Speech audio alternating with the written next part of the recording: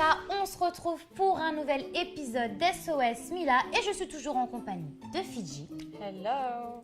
Donc juste avant de commencer, moi je voulais quand même remercier toutes les personnes qui nous envoient des emails. Moi, même nous, je pense que ça nous touche énormément et merci de partager ça avec nous. On sent vraiment toute la sincérité en vous et ça nous fait énormément plaisir. SOS Mila vous est offert par Luxéol, une gamme spéciale cheveux si vous voulez une chevelure de rêve. Vous pouvez d'ailleurs bénéficier de moins 10% avec le code COEUR10 sur le site qui s'inscrit juste en bas.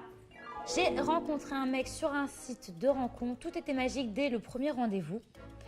On a couché ensemble et on s'est fréquentés pendant 2 mois. Je pensais vraiment qu'on vivait une belle histoire et là, depuis une semaine, plus aucune nouvelle. Du jour au lendemain, je lui ai envoyé 4 SMS et appelé 2 fois, mais toujours rien. Est-ce que je dois laisser tomber? Waouh! Eh ben... Pas évident. Moi, je connais pas mal de garçons qui fonctionnent malheureusement un peu comme ça. Il y en a triste, beaucoup même. Mais ça existe. Quand tu dis « est-ce que tu dois laisser tomber ?» Oui.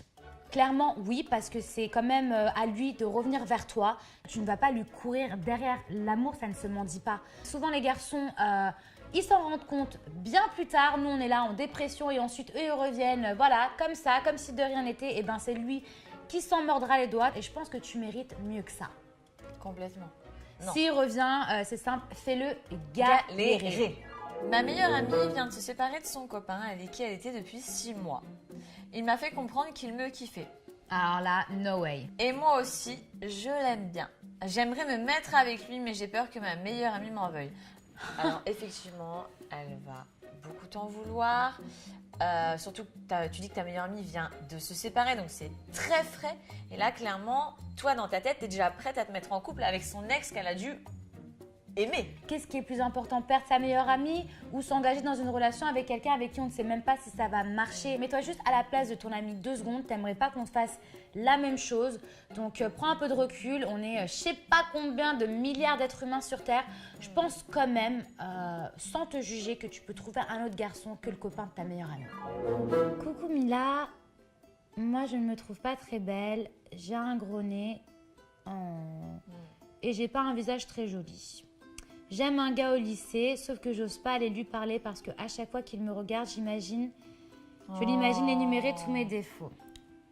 Bon, alors, ma chérie, si tu te vois moche, moi je suis sûre que tu es très belle, mais la confiance en soi, l'assurance, le sexe à pile, comme on dit, c'est 50% du travail, c'est nous. C'est sur nous-mêmes. On a moins envie d'aller vers quelqu'un qui est renfermé, qui se sent pas bien, que quelqu'un qui pue l'amour, qui pue la joie, qui se sent bien dans sa peau.